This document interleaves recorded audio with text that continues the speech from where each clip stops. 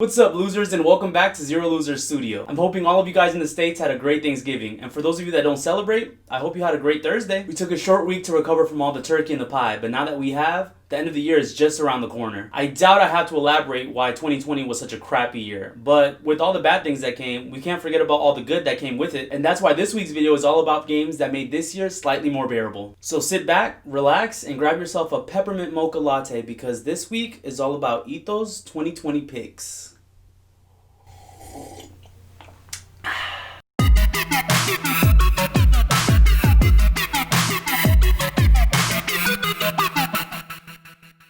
First on this list is one of 2020's cutest games ever, perfect for all ages. Whether you're 10 or 30, chances are that you or someone you know has played Animal Crossing New Horizons. The 5th official installment to the Animal Crossing series, New Horizons came out for the Nintendo Switch on March 20th, 2020, right around the time crowds of people were pillaging grocery stores for toilet paper. It came to us as a light of hope just when things were getting dark. And let's be honest, we all ate that shit up. More than 12 million Nintendo Switches have been sold since the beginning of the pandemic, and quarantine and Animal Crossing have everything to do with that. Between March and September, 14.3 million copies of New Horizons were sold. Of course, other than perfect timing, Animal Crossing really is just a good game. This life simulator has been around since 2001 when it came out in Japan for the Nintendo 64, and it has come such a long way. From all the unique little villagers filled to the brim with personality to the iconic made-up language of Animalese, there truly aren't many simulator games as enticing as Animal Crossing. If you're at all interested in learning more about the history of the franchise, Michelle did a more in-depth video on the topic earlier this year. Click the link down below in the description box if you want to check it out. And of course, don't forget to like and comment. So,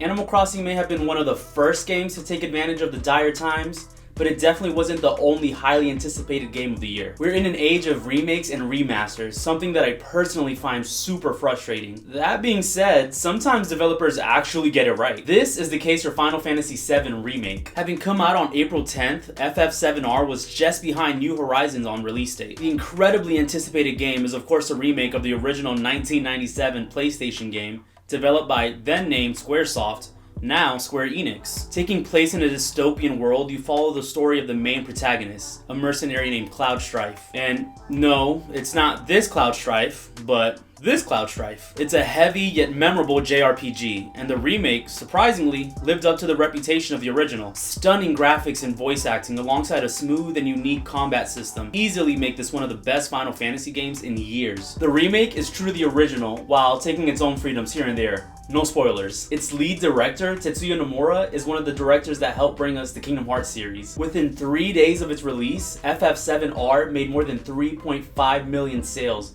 making it one of the fastest selling PS4 exclusives. As of August, there's been more than 5 million copies sold worldwide. It's safe to say that the game has been a huge success, and breaking it into 2 different parts, each with its own separate release, it was a smart move by Square Enix, seeing as the original 1997 version couldn't even fit into 1 disc. Hopefully the second part will be just as good as the first, and also hopefully we won't have to wait a long ass time for it like we did for the first. Alright, up next is actually one of the most recent games that I've been fixated on, and that game is Ghost of Tsushima. Developed by Sucker Punch Productions, this open world action adventure game came out on July 17th of this year, 2 weeks before my birthday. It follows the story of my man Jin Sakai, a samurai fighting to protect the Japanese island of Tsushima from a Mongol invasion. And take my word on this one, losers, this game is beautifully made. You can take on a series of optional side quests and choose to take on enemies honorably, like the samurai you were trained to be, or use more underhanded methods that will earn you a reputation amongst the people of Tsushima. I love games like this that focus heavily on the story aspect without having to sacrifice any of the actual gameplay. Plus, samurai dudes, that should be more than enough to sell it to you. And if you're into this kind of stuff, a free multiplayer expansion was just released late this year called Ghost of Tsushima Legends. In it, you can complete missions alongside another player or do a 4-person raid against wave after wave of enemies. It's all fun stuff. There's a reason that this game is nominated for Game of the Year, alongside the other 2 titles that I already talked about. But Game of the Year is not everything. There are plenty of great games that aren't even nominated. Games that have been distracting us all year from the outside. Spider-Man Miles Morales, Resident Evil 3, another remake. Commitment, honesty, integrity, these are the core values that create the foundation for Umbrella Corp. Kakarot, another favorite of mine. Where are you, Goku? We need your help! this. We gotta hurry. Fall Guys.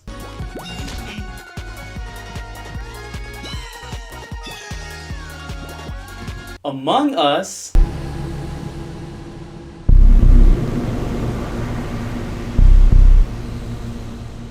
And of course, a bunch more. That's just naming a few. The truth is that we all have different likes and dislikes, so choosing which games helped us through the year is completely subjective. For all I know, someone out there just spent the last 8 months playing Candy Crush on their phone. Or do your moms not do that too? Either way, you get what I'm saying here. These games are just a few of my picks for the year. If you think I should have brought up a different game, let me know down in the comments. And which one of these games have you played? And which ones have you held off until now? And of course, don't forget to like the video, subscribe, ring the notification bell. You don't want to miss any of that future content, yada yada yada. We want to see you back here every single week, but until that week comes, you already know what I'm gonna say. I'll see you later, losers.